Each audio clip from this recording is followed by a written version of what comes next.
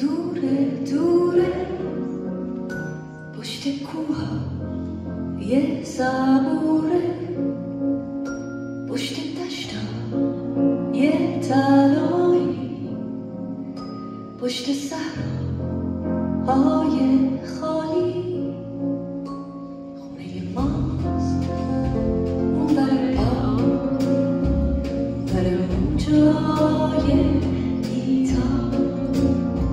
پشت جنگلای سبز توی رویاست توی خواب، پشت اقیانوس آبی، پشت باغ یه گلابی، اون بر باغای انگور، پشت کندوهای زنبور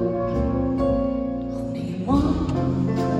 پشت نوروز اون بر دلتنگی ماست، ته جاده های خیسه، پشت بارون پشت دریاست. خونه ما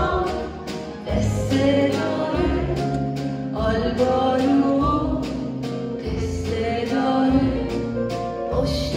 خنده های گرمش آدمای خسته داره. خونه ما شاری داره، توی حوضاش راهی داره،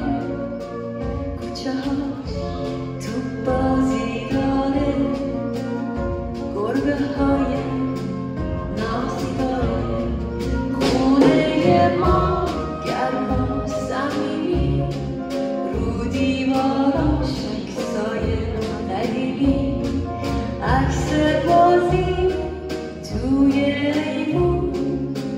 لب دریا تو تابستون،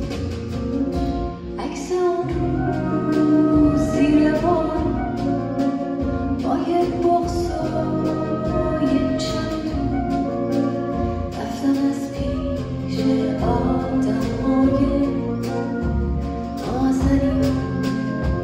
مهربون.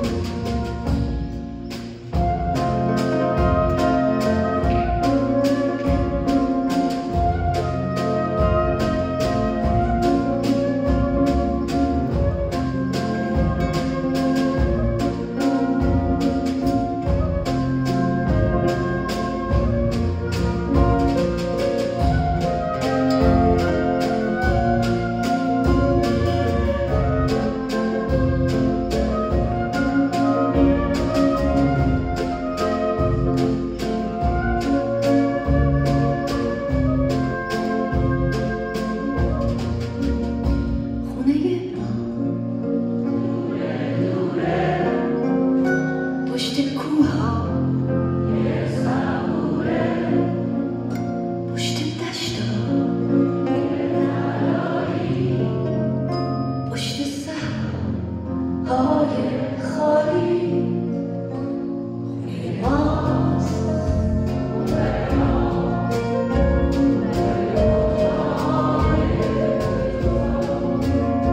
پشت جنگلای